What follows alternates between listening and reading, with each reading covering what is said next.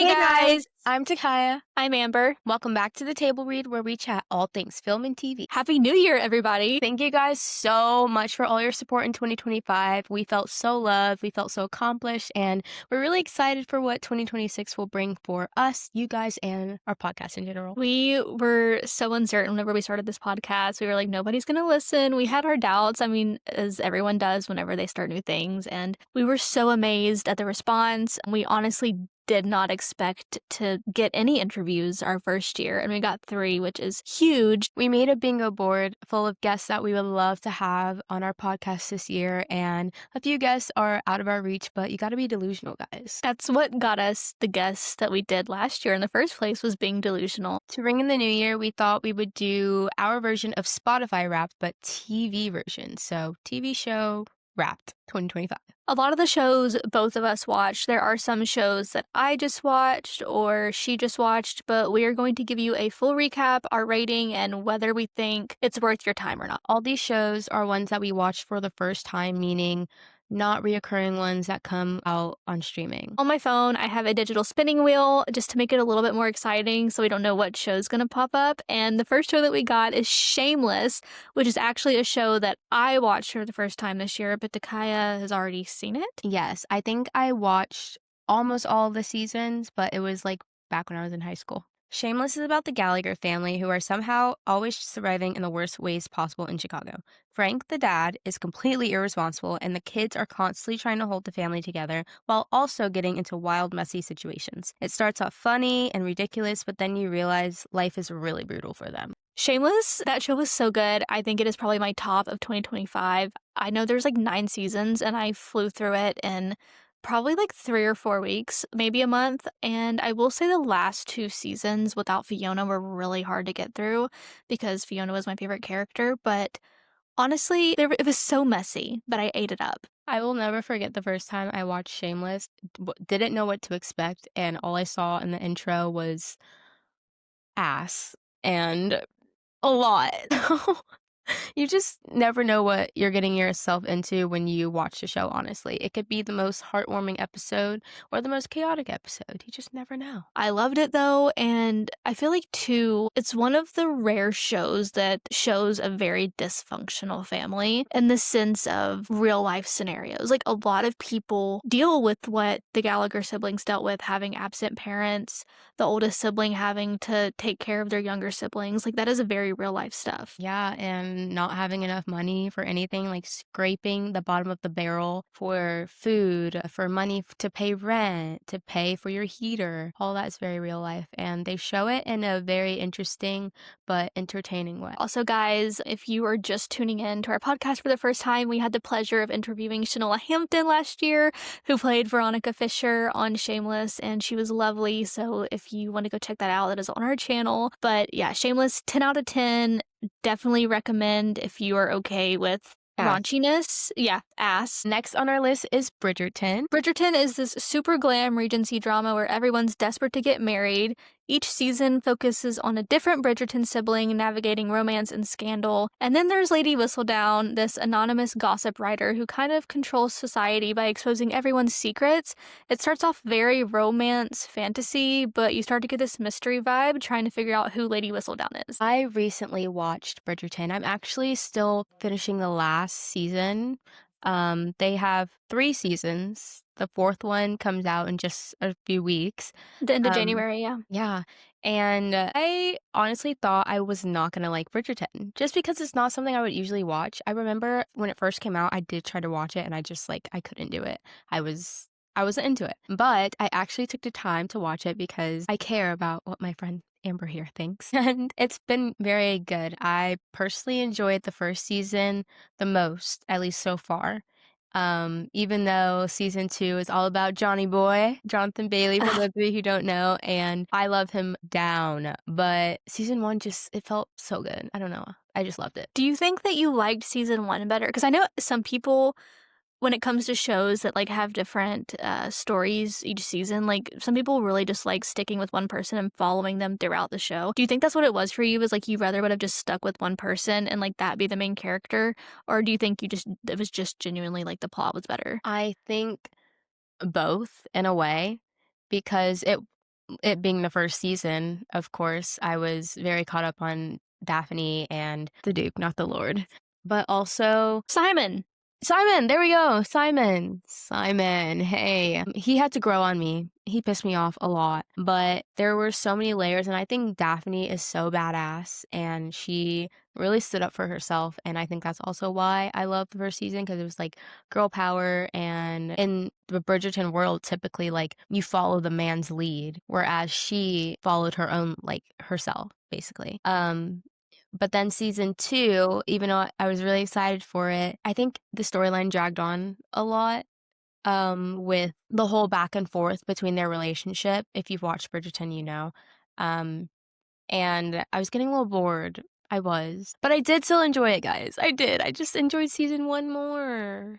Who's your favorite Bridgerton sibling? Okay, it's a tie between Daphne and Eloise, for sure. I think I love Daphne because she really takes on that big sister like role and everything. Like it's not just this is Daphne, she's their older sister. It's like she's actually involved in everything. But Eloise is hilarious. She is so funny and she marches to the beat of her own drum. So I love that about her. I always say that if I was in that time period, I would be Eloise. For sure. Like, I don't care about getting married. That's just not something that's in my itinerary. She doesn't care about what men say. Me neither.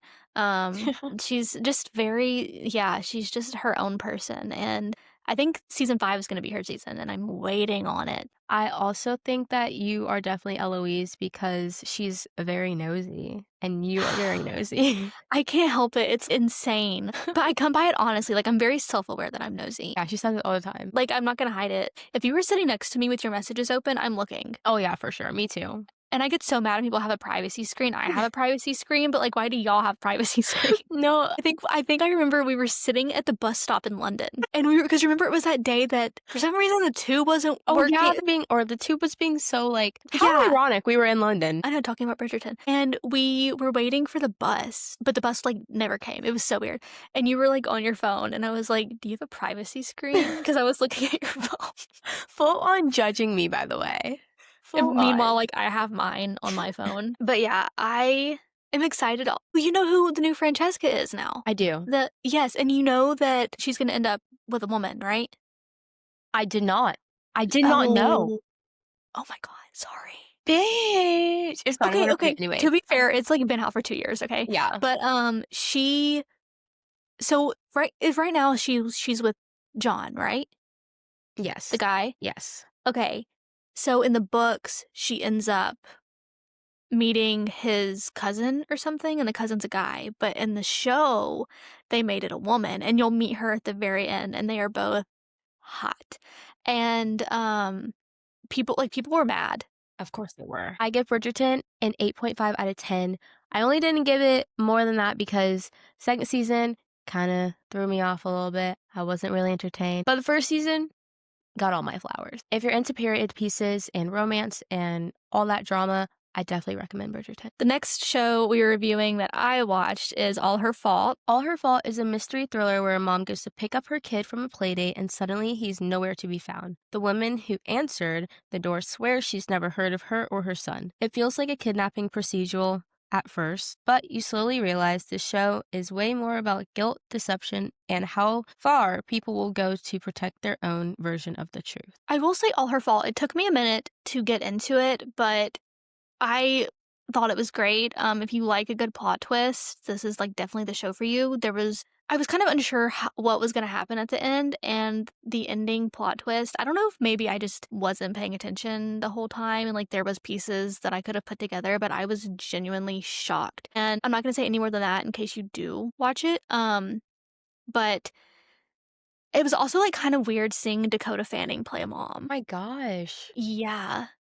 Oh, wow. Okay, yeah, okay. I remember her doing press for this. Yes, and it's nominated for a Golden Globe. I'm pretty sure she's nominated too. 'Cause I saw it was nominated, and I was like, "Well, I mean, if it's nominated, it must be good." And yeah, I genuinely did enjoy it. I thought the acting was great. I mean, Sarah Snook, insane. But yeah, I mean, if you're into thrillers, I definitely recommend it. I would give the show a 9.5 out of 10 just because some moments lost me, but overall, I enjoyed it. Our next show is The Pit. The Pit is this intense hospital drama set in Pittsburgh, and it follows the doctors and nurses working in the ER just trying to survive insanely chaotic shifts. Every episode feels like nonstop emergencies, messy personal stuff bleeding into work, and everyone being completely exhausted but still showing up anyway. It's very much like high stress, as the whole season is just one shift. I liked it because it was different than other procedurals that I'd seen. You know, usually you have they're at the hospital, they go home, relationships, whatever. The show did not really have any of that. It was very stressful. I feel like it was stressful because I felt like I was on the shift because it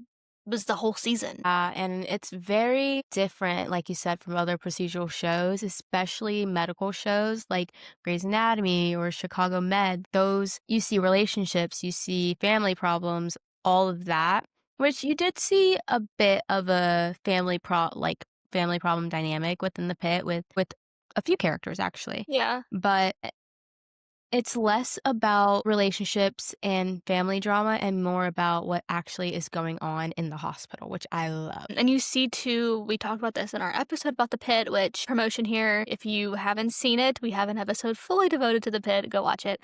But you also see both sides of the ER, sort of, because Mhm. you know, like as someone who doesn't work in healthcare, you go to the ER and you're not feeling well, something's broken, whatever it may be, and you're getting impatient because they're not seeing you, but truly most of the time they just don't have enough room for you. Right. Which on both sides it's like equally exhausting because you know the nurses, doctors are doing what they can to get people in and out, but the people on the outside don't see that. I also like how it shows real life situations like with an insurance or maybe a minor needs an abortion and her parents won't give her that abortion. And so another adult figure in their life goes and helps them get that abortion and things like that. Like it's very much real life, what we deal with today, Mhm. which sucks, but it's also very eye opening for people who don't see it with their own eyes in real life. Yeah, and it also kind of goes into the struggles of um like, there was a patient on there who I think took, like, one pill, and it was laced with fentanyl, and he died. Just to show how eye-opening it is that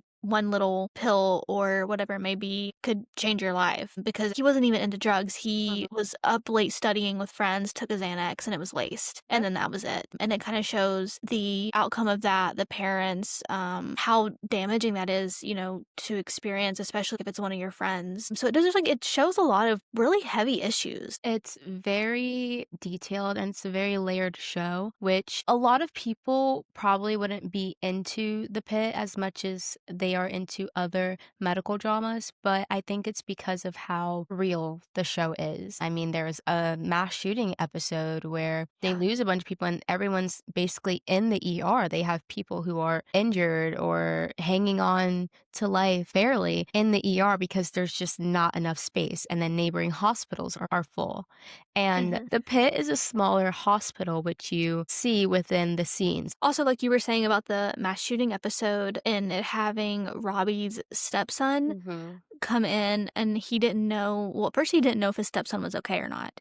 And you know, the stepson, spoiler if you end up watching the show, his girlfriend ends up dying. And it kind of reminded me of the recent school shooting, the Annunciation School. I'm Yes, pretty sure it was like a yes, Catholic in Texas. school. Yes, and the mom was working at the hospital and her daughter Yep. came in and she survived. But that also just kind of relating to that, like when it comes to emergencies in the hospital, their loved ones coming in and they can't really, they're at work and obviously your first instinct is to like go to your loved one, but you're also trying to save other people. My rating's a 9 out of 10, and yes, I do recommend it. Um, it could be a slow watch for some people, honestly, but if you're in tune with it, I promise you, you will enjoy it, and you will have a favorite character. Yeah, I would say I'd give it like an 8 out of a 10. Kind of like you were saying, I can see where some people might not really be into it because it is a different kind of show. But overall, like I enjoyed it, I think, just because it wasn't the same as every other procedural. Also, I am obsessed with McKay. So Love McKay, and I love Mel. I love She's them so both. cute. Honestly, all of the women in the pit Mhm. I love, so that's, like, a large reason of why I kept watching. I would describe the episodes as mini movies, honestly. Yeah, it's like the whole season's like a sequel to each Exactly. It's like a it continuation. yeah, like, it's exactly that, and that's why I think I felt so, like it honestly felt like how many episodes are there? 15? It literally felt like a 15-hour-long movie. I think Yeah. that's why it was so stressful at times because it wasn't like the new episode where it's starting fresh. It was exactly what was happening in the last episode is what's picking up off of. And I think that's why it was so hard sometimes to like, stay into it because it was like, this If is you never ending. and if you didn't pay attention to the previous episode, there was no way you were gonna know what's going on in the next. Next up, we have The Beast in Me, which is a show that I watch. Beast in Me is this psychological crime thriller where a grieving author, Aggie, is stuck in a creative and emotional rut after losing her son. Until her mysterious new neighbor shows up, she gets obsessed with him and starts digging into his past for a book, and it turns into this intense cat and mouse game where you're never really sure who the real monster is. I'm not gonna lie, I started this show because I thought that Brittany Snow and Natalie Morales were going to be a couple. That was not the case. It was a hard start. Yeah. I Because remember you saying it was. well, you watched the first 2 episodes, right? Maybe, if that. And I said, yeah, Yeah. no, not for me, It sorry. it was very slow. I thought the acting was great. I will say I definitely kept watching for Brittany Snow. Once I started watching it, I got into it, but I mean, I'm talking like it took like half the season for me to get into it. And I think it was because the whole thing just felt very predictable. At some points, I was like, surely they're not going to go like the most obvious route and it's going to be like some major plot twist, and that plot twist just never came. So I was like, I guess a little bit disappointed, but I thought the acting was great, so like that's what really hooked me in. Like Claire Danes was great. Matthew, I don't know how to say his last name. He was great. Brittany was great. Natalie was great. Natalie wasn't in it as much as I thought she was going to be in it though. Um so I don't know, like, for that, like, I do feel like it gets a higher rating. I just feel like I wish there was more of a plot twist in there. Usually I tell you every show I watch, and Yeah. this one I was just kind of like, You were like, skip this one. yeah, I think I was just like, it's okay, you're not missing much, but I did try to watch it though. I remember I watching an episode, I believe. Either an yeah. episode or half an episode. I probably would give it a 7 out of 10 because like I said, acting, amazing. The plot could have been better. The next show is Found, and we both watched this show, but I watched it in 2024. Found is about this crisis management team that specializes in finding missing people, especially the ones the system kind of ignores. The twist is that the woman running it, Gabby, used to be a kidnapping victim herself, and she's secretly holding her own kidnapper captive to help solve cases. So it starts like a procedural, but then you realize everyone on this show is carrying some baggage, and the lines between right and wrong get very blurry very fast. I loved it. I started it in 2024, the summer, only because Danielle Savory, who is in Station 19, she was gonna be in it. She was cast in it. And I actually enjoyed it. And I watched the full first season, which there's only, what, 8 episodes, if that? Around there. I watched the first season within, like, maybe 2 days. And the acting is phenomenal. The storylines, the storytelling in general, phenomenal. And they do pull from real life stories. And that show is a 10 out of 10 for me. I loved it so much between the behind the scenes, the how interactive the cast and the crew is. I love live tweeting with them. They were great. And everyone was so, you could tell there was a lot of love, and there is a lot of love on the show and behind the scenes as well. I feel like is very underrated just because it does focus on a lot of important topics, like people in the media who aren't, you know, normally sought after. They definitely focus more towards that. Noel Hampton, who plays Gabby on the podcast, go watch it. Absolutely incredible. Which is funny because a lot of people know her from Shameless, but my first impression was Found. So like the switch from Found to Shameless, like Complete 180. it took some getting used to because in Found she's like a strict businesswoman. Yeah. I mean, Daniel Savory played a villain. That's hello. We had Danielle Savory on the podcast last year. If you want to go check it out, we talked about Found. Funny story, which we talked about this in the Danielle episode. We went to London last year, and there we went for, well, we didn't go for a convention, but yes, we did kind of. Anyways, and Danielle Savory did a live, what was it, like a viewing of the most recent episode of Found at the time. And she held it like so nice, let everybody come watch it, whatever. And she was like up on stage and like kind of was doing live commentary as the episode was playing out. We literally left, and I'm not even kidding you, 20 minutes later, Takiya, I, and some of our friends were in an Uber, and one of them pulls up a Deadline article. It The was show me. got canceled. It was It me, was guys. you. Was it you? It The was me. show was canceled. Like, they just announced the show was canceled not even 20 minutes after the viewing. I literally got the notification and I was like, no fucking way. The funny part of this story is, though, that everyone rallied who was at the convention and was like, we are not bringing it up to Danielle. Like, no one talked about Found, nothing. I don't Mm-mm. want to hear, I don't even want to hear anyone mumble the word Found. And Okay, no guys? one did. And no one did. Nobody. No one did. And I think it's because people know that Danielle's, like, more sensitive, so they were, Yes. like, very unsure if, like, bringing bringing it up was gonna be, like, not a good thing. And then on the podcast, we were talking to Danielle about it, and she's actually the one that brought up how, like, after it got canceled, No one nobody said mentioned it. anything. And she had to be the one that was like, "Guys, it's It's okay to talk fine. You can about." talk about it. Um, but it should not have been canceled. That show was, I hope that somehow, like, streaming picks it up, because that show was way too good to get canceled. Well, Netflix just put the past episodes on, or past seasons on their platform, so maybe Netflix will be like, "Oh my gosh, let's pick I this hope, show well, up." I don't know if you've seen it, but there's a show called Lucifer, and it was on Fox, and it got canceled on Fox, and then Netflix, I think it was Netflix, picked it up and, like, continued out the seasons. I think it went on for, like, 2 or 3 more seasons, and I loved that show, so, like, I was so devastated when it got canceled, and then Netflix picked it up, and I was like, "Oh my god, thanks, Netflix, you did your big one." But, It's yeah, possible, great guys. show. You never know. I hope so. 10 out of 10. I love that show. I would recommend it. I do recommend it constantly. For sure. Me too. Next up is a show that we both watched, which is Nobody Wants This. Nobody Wants This is about an agnostic, sex-positive podcast host who ends up falling for a rabbi, and the whole show is basically about them trying to make their relationship work while dealing with family expectations, religion, and their own emotional chaos.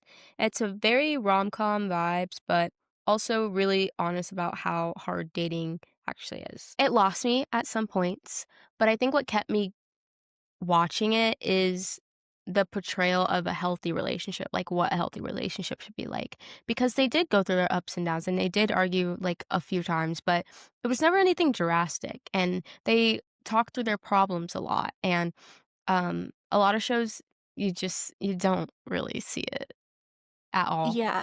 And so I think that's what kept me going. I also kept watching because Joanne had a podcast and like we have a podcast. So I was like, hey girl, we see each other.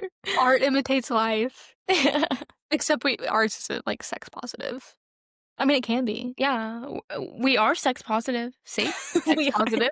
There we go. I will say season 2 felt very similar to season 1. Yeah, I felt repetitive. Especially the ending was, like, the exact same. I was Mhm. like, "Ugh, I wish y'all would've just left it to where, like, they didn't reunite." Right. Or, like, something, 'cause, like, it was the same as the end of season 1 where they, like, found each other again. So, Mhm. in that sense, like, it did, feel the same, but overall, like, I thought it was a cute little rom-com, and also Kristen Bell, who I love, was in The Good Place, and it kind of gave me the same vibes as that. Like, it's a very, like, bland humor, Mhm. and I loved The Good Place, and it's kind of funny how she's, like, keeps ending up in these comedies that, like, are With the same r people too. who was she in the same comedy as? Robot Janet! lady, Janet! yeah. Janet! I worked on this movie filming in Nashville. I worked in Crafty, and I was sitting in Crafty, I think, because I was just an assistant, so, like, I wasn't, like, head Crafty or anything, but I think, like, the head person had gone off to do something, and I was, like, sitting on a cooler just because sometimes in Crafty, you just sit there, and this lady walked up and I saw the back of her head and I heard her say something to me and I looked up and it was Janet. Obviously I didn't. I wasn't like, "Oh my god, you're Janet," but like in my head, I was like, "Holy fuck, that's Janet." And I was very professional and I think she asked where like a bag of chips were and I handed her the bag of chips. For those of you who haven't watched A Good Place, the actress who plays Janet is Darcy Carden, by the way. Nobody wants this. It was good. I mean, I felt like I enjoyed it, but it did feel kind of repetitive. I do love Morgan. Justine Loop. I think she is hilarious. Have you seen the Yeah. story? Well, I sent it to you, the story about the pea. I do remember you sending it to me, and I remember watching it, but I don't remember what it was.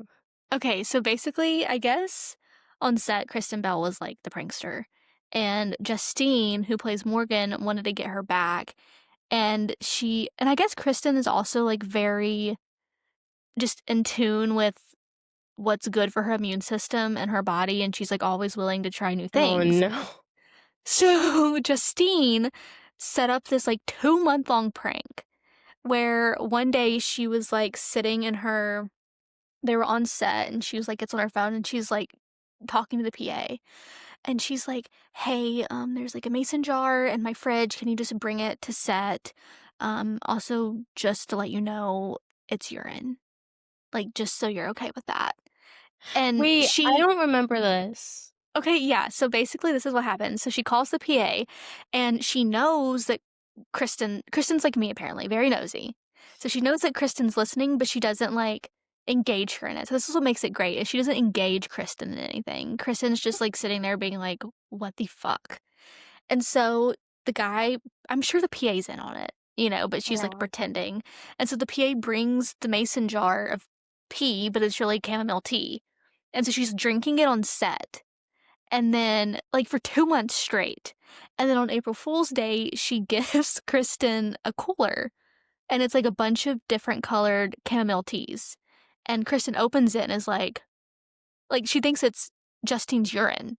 And Kristen's like, "I'm not drinking this."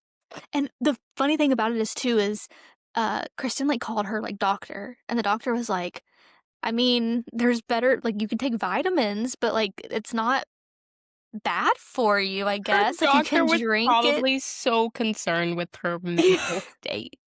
Yes, and so then this whole time she thinks that Justine's drinking her own piss, and then, on April Fool's Day, she was like, "April Fools," and then she told Kristen it was, like, a 2-month-long prank, and Kristen was baffled, and she was like, "I'm so glad to hear that you were not drinking your own pee." The dedication. I know. That's something you would do. So, nobody wants this, do you recommend it? What's your rating? Um, I think maybe if you need a good feel-good show to watch, yeah, but I give it a 7.5 out of 10. Yeah. Yeah, I would say too, it's definitely not one that, like, I'm just texting you being like, "Oh my god, you need to watch this show," Mm. but if you do ask me for, a good comedy or something that you wanna watch that, like, makes you feel happy, I would recommend it, and I would say 8 out of 10. Our next show is The Hunting Wives. The Hunting Wives is about Sophie, who moves to this super wealthy Texas town and gets pulled into this group of rich women who clearly have way too many secrets. But the core of it is really Sophie's relationship with Margot, who's like the queen bee of the group. Their dynamic is very obsessive, very manipulative, and you're never totally sure if it's friendship, attraction, or control. And what starts as messy, rich people drama slowly turns into this dark, twisty thriller. First thing that came to my head as you were reading that was the edit of Margot and Sophie too. "Dear Lord, please have mercy. Rock will be show me twerk." I haven't seen that. I have to find it and send it to you. No, you have to send it to It's me, so like, hot. It's immediately. so hot. I don't know if it's because this is the show I watched immediately after Shameless. People were making it out to be as if it was, like, a sex tape, and it, like, wasn't really that. Like, Shameless was close to a sex tape, but The Hunting Wives, I don't know, it just didn't give as much as Shameless Mm. gave, so, like, I was kind of like, "Oh." The scene that I will never forget is Uh-huh. when Sophie watches Margot and what's his face through the window at the cabin. I still to this day, I'm like, were they actually, like, filming that? Like, whenever they were doing each other's Yeah. coverage, was the other person actually there? Because That's such a I Like, I'm getting Oh my hot, like, right god, now. that scene was crazy. The full-on eye contact, freaking Sophie, masturbating to a picture of Margot on Instagram. And the first time that Sophie and Margot,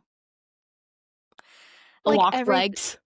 mhm, whenever they, like, intertwined, if you know what I'm saying, that was I can't even think about it because the TikTok I sent you yesterday of Bowen interviewing Brittany, and he was, like, talking about how, like Eating he was like box?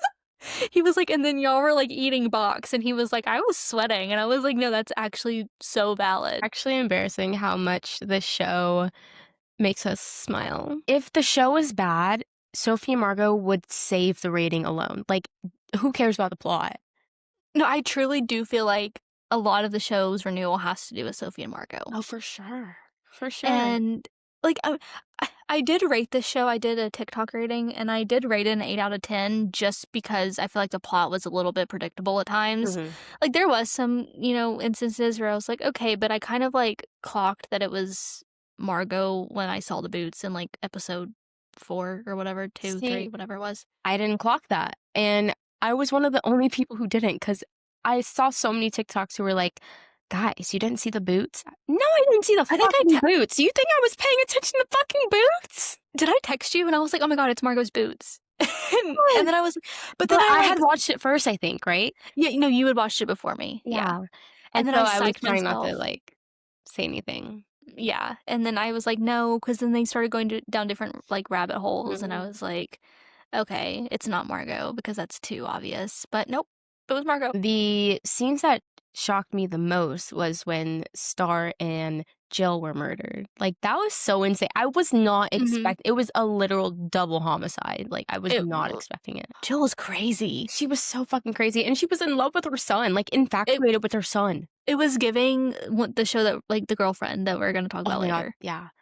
They were, like, the same characters, pretty much. Plots that were predictable was definitely the youth pastor. I knew it. Mhm. I just knew It's he was a fucking it creep.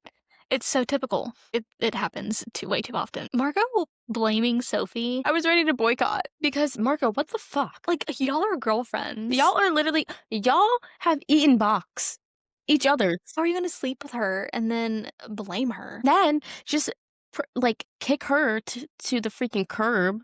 And then Mhm. when her friends were being assholes, just didn't care. The Hunting Wives, because of Malin and Brittany, what 10 out would of 10. recommend. Yeah, 10 out of 10 but recommend. Do not watch at full volume, or and do not watch in your living room. Do not watch around people. yeah, just some scenes I will say, 8 out of 10 for the plot, Yeah, but Margot and Sophie, 10 out 10 of out of 10. 10. Next up is The Handmaid's Tale. The Handmaid's Tale is about this near future society where women have almost no rights, and fertility is so rare that the government forces certain women to have children for powerful families. It follows June as she's trapped in this system and just trying to survive. And at first, it feels like a dystopian sci-fi, but then you realize it's way too close to real life, which is what makes it upsetting. Let me tell you, it's literally what we're going through right now in our country. Like, dictatorship, 100%. It is so sad.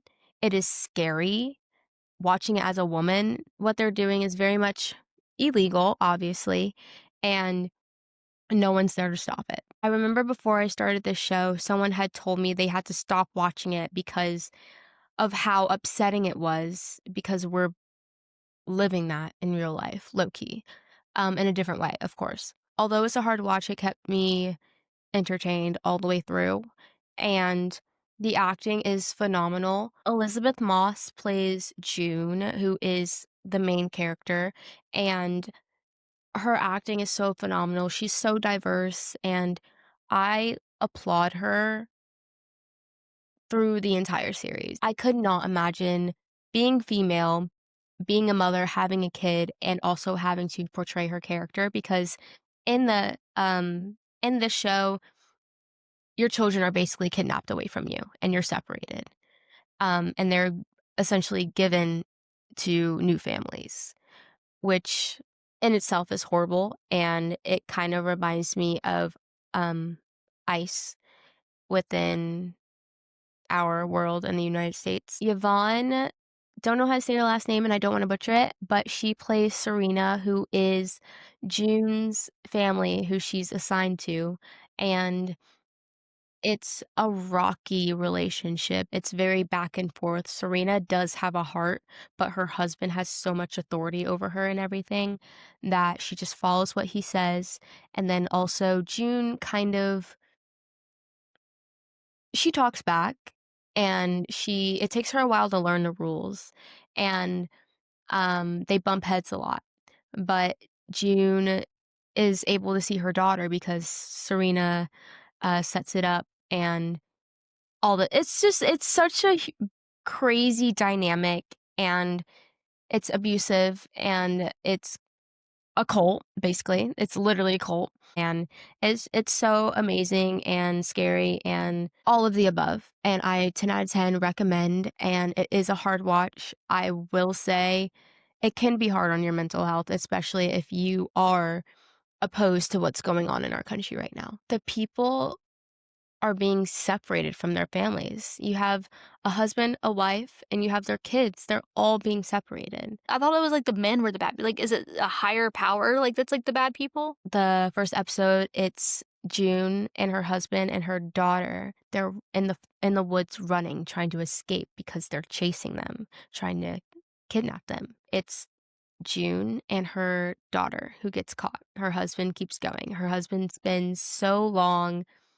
looking and trying to figure out how to get them back, basically. Our next show is The Studio, which Amber watched. The Studio is this wild Hollywood satire where Seth Rogen plays Matt, who suddenly becomes the head of a struggling big name studio. Every episode turns into this panic fueled comedy of errors as he and his team juggle egos, corporate bosses, and weird creative decisions. It starts off like a behind the scenes workplace comedy, but quickly you realize it's actually a pretty biting and hilarious take on how messed up Hollywood really is. Probably rating 9 out of 10 just because of how accurate I felt like it was to what goes on in Hollywood, but it wasn't like my favorite comedy that I watched this year, I would say. But it was still like super funny, and I've never seen so many celebrity cameos in one show. I remember every time you saw someone, you would text me, you would be like, "Oh my god! Oh my god, it's him!" Like they had Charlize Theron, they had Zac Efron, um, Martin Scorsese, which is insane. Zoe Kravitz. She was like a main like she was like a character within the show, but they play themselves. I watched this interview of Anna Kendrick last night, and she was saying how her and Brittany Snow went to a Halloween party, and they had, I don't know if this is like an LA thing or what it is, but they pass out like chocolate bar shrooms, and they have microdoses of shrooms in little chocolate bites. But sometimes something happens with the recipe and there ends up being a macro amount of shrooms in the chocolate. And Anna was saying they were at a Halloween party. Anna, I guess, had never done this is like such a me and you thing. Anna had like never done shrooms. This you would be Anna in this situation for sure. But Anna had like never done shrooms, I think, and she ended up getting like a macro amount and got super high. And she said that she just kept, like, saying, "Oh my god, like, I'm so high," and she didn't mean to get that way. And Brittany, I don't know if she had already, like, had shrooms or whatever, but she felt bad that Anna was so high, so she ate more shrooms to get on Anna's level. And there was a scene in the studio where they're at a party and someone brings chocolate shrooms, and everybody keeps, like, accidentally getting high. And I was like, in my head, I'm like, is that like an LA thing and that's why they made the script, or did they see this interview and that's what they based it off of? But yeah, it's just like different scenarios. Like there was one of the CEO of the studio goes to set and he's trying to like micromanage everything and he keeps ruining takes. And then like also the talk of you need to get the shot because of the daylight for continuity. And then you know how like today there's like a bunch of movies that are just like kind of already based off of things. Mm. Like you have Barbie, and then I know Margot's production team's also like producing a Monopoly movie. Like there's just a bunch of different things. So it's like basically there's this episode where the CEO is like, I wanna, make a movie that's very engaging and like attentive Oscar, like, think Oscars, and the higher up is like, "No, make a Kool-Aid movie. Like, that's what's gonna do good is Kool-Aid." And then so he tries to get Martin Scorsese on to, like, bring a twist to the Kool-Aid movie. Then it's a talk about, like, um, just, like, casting and, like, keeping diversity. And it's like, "Hey, well, if we cast this person as this, is this racist? Okay, well, if we don't cast them, is that racist?" Like, just that whole talk of, like, how we were talking about, like, the tokenism, like, Yeah. "Okay, well, if we have this person in here, is that just gonna make it obvious?" Like, those sorts of things. It's just a whole, basically, mockumentary of Hollywood. I would recommend it, like, but if you're not into Hollywood, then probably not because you probably wouldn't understand. Like, Yeah. you wouldn't get why it's funny. If you don't really care about what goes on in the entertainment industry, you just kinda care, like, what you're watching, and then, yeah, you probably won't like it. The next show is Private Practice. This one I watched for the first time in 2025, but Takiya has seen it before. Mhm. Private Practice is a Grey's Anatomy spinoff that follows Addison Montgomery when she leaves Seattle and joins his private medical practice in LA. And it starts off feeling lighter, sunnier, but then it very quickly becomes about messy relationships, impossible medical cases, and it kind of gets pretty dark really quickly. The dark part for sure, because the whole storyline with Violet and the baby, Oh my god, that like was that insane. was like that was insane. And then like obviously the Charlotte assault scene. There's cases of that happening, like true crime cases with like Of the people, babies. yeah. Yes, like, that's insane. I literally saw something, and it was a woman that was in the hospital because she said she gave birth, but they found the woman that gave actual mom, like, died, like, she killed her Yeah. and took the baby. It was a very intense show. I don't know what it is about the Grey's Anatomy spinoffs, but I think they are so much better than Grey's Anatomy. Me too. But Like, the early seasons in Grey's were great. yes, yeah, Like, I love them. I think after season 14, honestly, it was enough for me, bruh. it just gets like, they just I feel like Grey's Anatomy is just kinda running out of ideas, but they wanna keep it going because it is so iconic. Mhm. But, I was not lying about that sabbatical with Shepard. I have not watched since Amelia left. I honestly think this is so random, but I think Grey's keeps going because it's trying to compete with Law& and Order, like, low key. I think more specifically, Law& and Order SVU. Another promotion moment, Katie Mhm. Strickland was our first podcast guest of ever, and she was incredible, who We plays met her in Charlotte London. King. We did. We asked her to be on the podcast in London, and she quickly said yes. Yeah, she didn't Um, even hesitate, and I was like, we loved her, and if you haven't seen the episode, it's on our channel. She plays Charlotte King in Private Practice, so check it out. Private Practice, 10 out of 10. I recommend it. I enjoyed it, I think, way more than Grey's Anatomy. it could be a hard watch for some, Mhm. depending on the episode. Um, because it's not like Grey's Anatomy, and it's not like Station 19. It's like its own Mm-mm. little thing, whereas I feel like Grey's and Station 19 are more similar. Yes, and also with Private Practice, I feel like it was way before its time as far as the topics that it talked Mhm. about. Like, they talked about abortion, um, like, Healthcare. healthcare, trans rights, um, there was, like, a bunch of different things that it just discussed, that during that time was not something that you talked about. Like, It was very new. It was still yes. really taboo, like, you wouldn't talk about it in public, basically. Right, like, now it's more common to discuss these things, but, like, back then, it was very, like, just avoid it, it's controversial, um, and Private Practice did a really good job of being like, "No, we're Mhm. gonna bring these topics to light," so, yeah, definitely heavy, so I will warn you about that, but I loved it. Our next show is Yellow Jackets. Yellow Jackets is about this high school girls soccer team that survives a plane crash in the middle of nowhere in Canada, and it flips between them trying to survive in the wilderness in the 90s and their lives as adults years later. And you slowly realize that some really messed up shit happened out there. That show scared the living daylights out of me. It was creepy as hell. Whenever I would watch it at night, I would have to turn on, like, another show, like Bluey or something, before Mhm. I went to bed. The opening scene was like the mom, like, masturbating in her teenage Yeah. daughter's bedroom, and I was like, "What is going on?" And then I was kinda confused between the timelines at first because I was like, "What is happening?" But then I quickly realized, like, it's them. I will say sometimes I was a bit confused with the back and forth, like, in the beginning at least. Mhm. Like, I just didn't know what was happening. I was like, "Who is this? Who is this? Who is this?" Um, but I quickly caught on, and it was insane, and the freaking monsters, like, the They're I don't know, hallucinations? having sex in the freaking forest. Mind Yes. you, no clean water, no soap, anything. Nasty. Disgusting. I was gutted when Jackie died. Like, Oh I loved Jackie, and I was like, I really thought her and Shauna were gonna be, like, scissor sisters for sure. And really? then yes, I thought that they were gonna, like, end up together, and then Jackie froze to death, and then Shauna kept her ear. Yeah, that was kinda I crazy. was like, "I don't care how close I am to you, I'm not keeping your ear, No, like, I'm that's so crazy. sorry." Maybe like a necklace, you know? Right. I would say my rating would be a 9 out of 10 because overall, I think it was a very well put together show. But the last season kind of threw me off because the Antler Queen was just Shauna, and I was expecting more, I guess, because Shauna is, like, obviously the main character. So I was like, "Well, that's kinda predictable." I just like a twist, as y'all if you guys haven't noticed from this episode, when things feel too predictable, it loses me.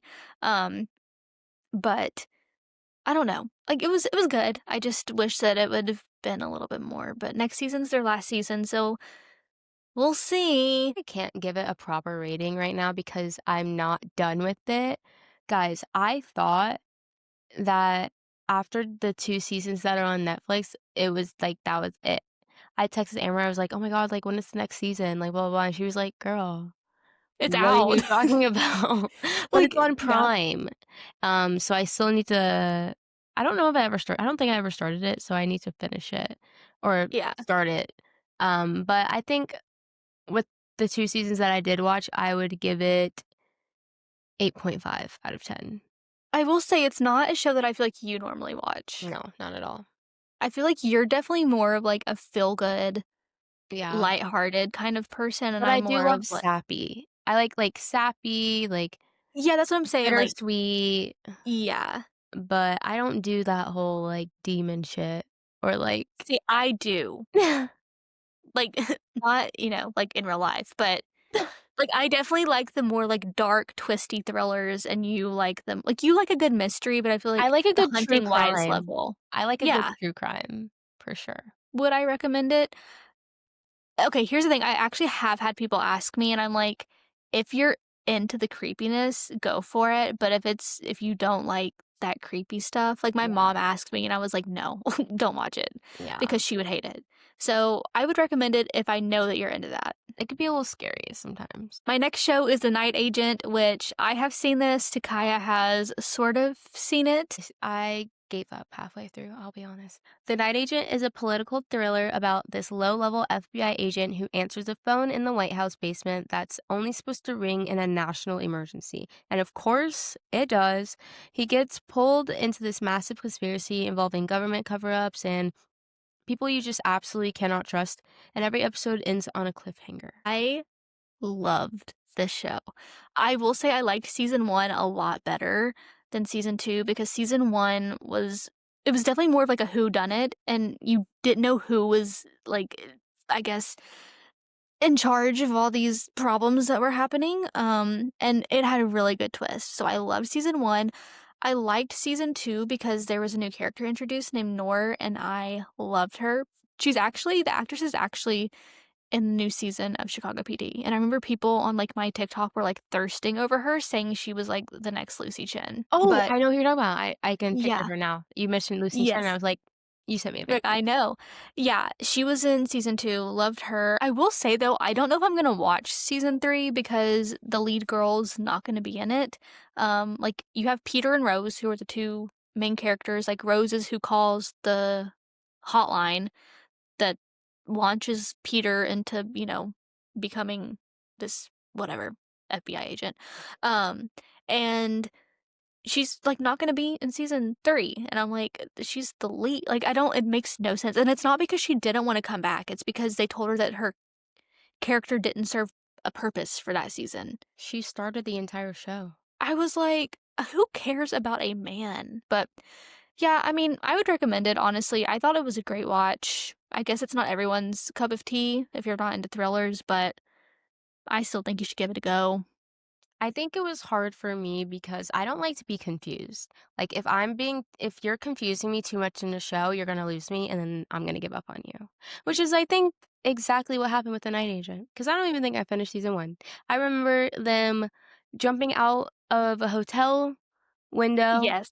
and dressing room and driving, and that's literally it. That last episode, that's all I remember. She was under protection because she was being hunted, but I don't think anything. I mean, it is confusing. Season 1 was a lot of like, who the Also, Callie in Yellow Jackets, the teenage daughter of Shauna, was in season 1 of The Night Agent. She was like a main character. She played the vice president's daughter. Did you know she's 30 in real life? Just don't look it. I know. I thought she was like my age at most. So, yes, I recommend The Night Agent. I loved it. Probably not going to watch season 3, but seasons 1 and 2 were great. Our next show is Hacks, which we both simultaneously watched. Amber watched it first, recommended it to me, and then I watched it. Hacks is about this legendary stand-up comedian who's kind of past her prime and this younger comedy writer who gets sent to work with her, and they hate each other at first, but it's really about this weird, tense relationship and how both of them are kind of stuck and need each other more than they want to admit. This show was so fucking funny. It made Oh me my god. mad. It made me sad. It made me laugh. Ava, who is played by Hannah Einbinder, is Hannah and Ava are the same person. Let's be The real exact same right person. now. They are the same person, just in like slightly different fonts. But this show was so funny, and it honestly showed how like addicting toxic relationships are. One of them are in love, and I don't know which one it is, but they can't stay away from each other. It's like a And leech. yes, it's like every season something happens and they're like, bye, fuck you. And then the next season they're like, oh, I miss Hi, I you. love you. That one scene of them, I forgot which season ending it was into the next season where they got into like an argument, and the next season they're just like texting each other nonstop. It's so funny, but there's like certain scenes. It was the end of season. I don't remember anything ever, but one of the end of the seasons where Deborah got her own comedy show and she tells Ava that they won't let her be the head writer. Mhm. And Ava was like crying, like, why can't you just see me? And then Ava was like, you know what? Fuck Fuck you. you.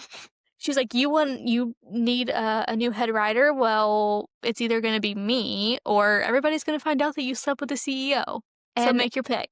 literally, when that happened, jaw dropped to the floor because Ava low-key worships the ground that Deborah walks on. Mm-hmm. So for her to be like, you know what? It's me or no one. Like, that was fucking amazing. I loved it. Oh my god, when Deborah thought Ava was gonna kill herself. Oh my god. And It's Ava was not like, funny. It's not funny, but no. if you watch the show or if you know, like, it's funny. It's funny, guys. It's funny in the sense of the show, and Ava was like, what did she was like, I don't wanna kill myself, I just Wanna don't wanna be die. alive. Yeah, or Yeah, something like something that. like that.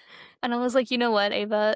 I see you, girl." I see you, I hear you, I am you. I also liked it because, like, the humor was very Gen Z. It was Gen Z humor, but also Gen Z woke because there was Mhm. times where Ava was like, "You literally cannot say that." There was one scene in particular, and it was whenever I guess Deborah they were on a college campus, and Deborah had something from her past was resurfacing. So things normally do from people's past. I wish I could find this scene, but it was like something about like they're mad. And Deborah was like, ugh, which minority group is it now? And Ava was like, you can't say that. Like, I wish I could remember what the scene was exactly, but that's what I mean. Like, it's borderline, like, shit you cannot say in real life. Yeah. And they tread a very fine line of that. The show, 10 out of 10, like, 10 out no of 10. notes. Yeah. Recommend It's, it. Even if you're not a comedy person, Amber and I were not comedy people at all, but that show, would rewatch and will be watching the next season. We're on our final 3 shows, and the last show that just I watched is Severance. Severance is about this super creepy company where employees have their work memories completely separated from their personal lives. So your office self and your home self are basically different people.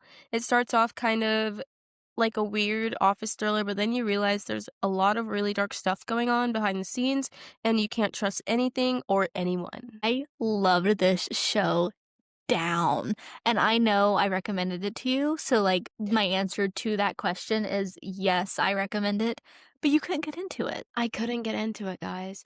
But also, I will be honest, I was so busy with my life in general at the time when I started watching it that I not only couldn't get into it because I was not entertained, but also just because, bitch, I was tired. It is a show that requires a lot of, like, mental Like, stimulation.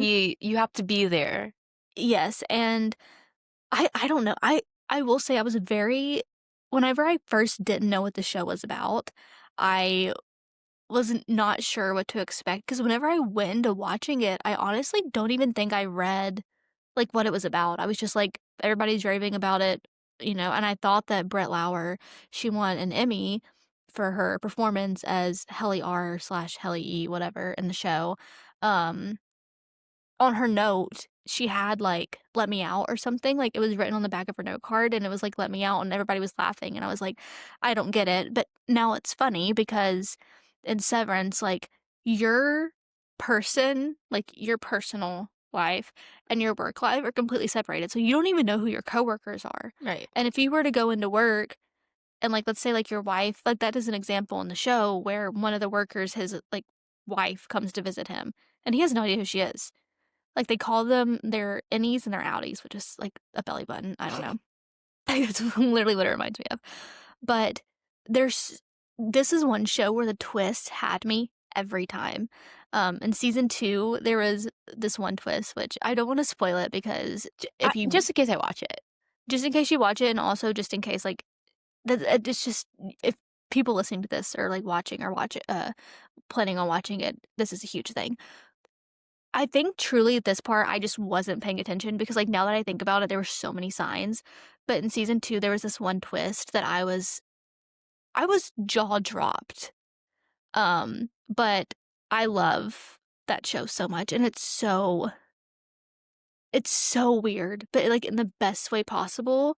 Um, and I love my favorite character is Helly R, mainly because she's the only woman. It's, like, one of the few shows that I watch where I'm like, the nominations are warranted.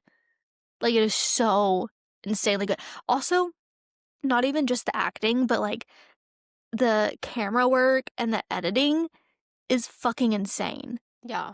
Like, I have never seen so many editing techniques and the camera movement. So anyways, 10 out of 10. That's probably, like, my top 3 watches of the year, I would say, would be Shameless, Hacks, and then Severance. The last show on my 2025 list is Love and Death. Love and Death is about this super normal Christian woman who lives in Texas during the 80s. She seems like she's got everything together. She's married, has kids, and is a total PTA mom low key. And then she ends up having an affair, which already feels messy, but somehow it spirals way past bad decisions into full on true crime chaos. It stars Elizabeth Olsen, who plays Candy, who is the murderer. And it was insane. I've seen a different version of this true crime show, also on Netflix, and it's portrayed the same but different in a way. And I like the way that Elizabeth portrayed Candy. It was very different to from the other actor or actress who did it. And also, I have to applaud Elizabeth Olsen because wow, she can act her ass off. Like, she is one of my top actresses, like, that I will study for the rest of my life, honestly. And it's an insane show. It's an insane story. Elizabeth's character is best friends with the other character who is murdered, and she's also in love with her friend's husband, who is the church pastor, I believe. And Elizabeth's character, who is Candy again, she confesses her love to him. Like, it's just like, "I'm gonna say it." Her accent, that shit, she's like, "I'm gonna say it. I'm in love with you." Like, she has her southern accent, That was like, actually pretty good. "Thank you! You're Oh welcome. my god!" And at first, he's kinda just like, "Oh, okay. Thank you." Like, whatever. Um, but then he basically is like, "Well, fuck it. Like, let's do it." Candy and Betty's daughters are friends. Betty is Candy's best friend. And long story short, Candy comes to Betty's to pick up a swimsuit, I believe, or to drop off a swimsuit. I can't remember. But Betty confronts Candy with an axe in her hand. And she's kind of like, "Betty, what are you doing? Betty, what are you doing?" Blah, blah, blah. And Betty starts swinging the axe. Candy grabs a hold of the axe. She goes batshit on Betty and kills her. That is insane. And she pleads not guilty and is not charged because of self-defense. Self-defense. Yeah, I mean, It va was. It was. valid. But goddamn, she butchered that lady's booty. When you think Elizabeth Olsen, you think, like, film Mm. actor, and I feel like she's, like, one of the few that, like, does both. Yeah. She's Like, very good at it. I feel like usually there's, like, actors that are like, you're either film or you're TV, Yeah. but you're not both. Like, we were talking about this last night, Mhm. about how, like, you were watching, like, Scarlett's, like, going through her IMDb and how, like, it's all just movies. Yeah. And I was talking about Margot Robbie, and I was like, yeah, I couldn't imagine. I know she was in Pan Am, which was a TV show a long time ago. That was like her starting out thing, Margot, but I couldn't imagine like turning on like a TV show and it just being like Margot. Like that would Yeah. just be so weird to me. Like to me, she is a film actor Well, or honestly actress. honestly, when I saw, Love and Death on Netflix and, Elizabeth was in it, I was like, "What the fuck?" That's why I was intrigued. That's why I wanted to watch Yeah. it, is because you don't see her in TV shows at all either. Yeah, but And she this was a did mini-series too. I think she also just got like cast in another Yes, miniseries. yes, yes, Seven Sisters, I think is what it's called. yes. Mhm. I watched, 2 Elizabeth films this year too, which guys, I love her. She is ah, she's so talented. Rated a 10 out of 10 for the Okay. acting, like, in general, like, literally Mhm. just on the acting. Obviously, I love true crime, and I love watching shows that are respectful shows that are based off of, true stories and stuff. It's not as disturbing as you think it would be just because it was pretty lighthearted and until it wasn't. And the last show for this episode that we both watched is The Girlfriend. The Girlfriend is a psychological thriller about a new relationship that immediately feels off. What's interesting is that it's told from two different points of view, so you're constantly switching between perspectives and questioning who you actually believe. The whole show lives in that tension of control, obsession, and messed up power dynamics between a mom and the girlfriend. The entire time you're watching it, you're like, okay, but whose version of the truth is real? This show was fucking insane. It was like, what the fuck? I thought I was on one person's side, like, at the beginning, it was, like, the mom's side for sure, but then it started showing, like, the girlfriend's side, and I was like, "Okay." I think overall I was on the girlfriend's side. I don't think I was ever on the mom side, if I'm being completely honest. I I mean, think like, it's when Daniel got hurt, I understood to an extent, but then it just kind of, like, I was like, "Okay, that's enough." That's the Mhm. only time I ever had a little bit of sympathy for the mom. Whenever she well, I don't wanna spoil it, but whenever she told Cherry, the girlfriend, that I was like, "That's insane." Insane! This is what we're talking about whenever we were talking about Jill and Brad in The Yeah. Hunting Wives, is it was, like, an obsessive boy mom that I was like, "Is she" like, the whole time I was like, "Is she in love with her son?" When he was literally showering, Uh-huh. I was like, Yeah, it was weird. I love the 2 point of views, yeah, me too. and whenever I first saw that it was gonna be 2 point of views, I was like, "Oh my god, it's gonna be the same story," like, I'm seeing the same thing over and over, but it was though they did so good at, like, Yeah.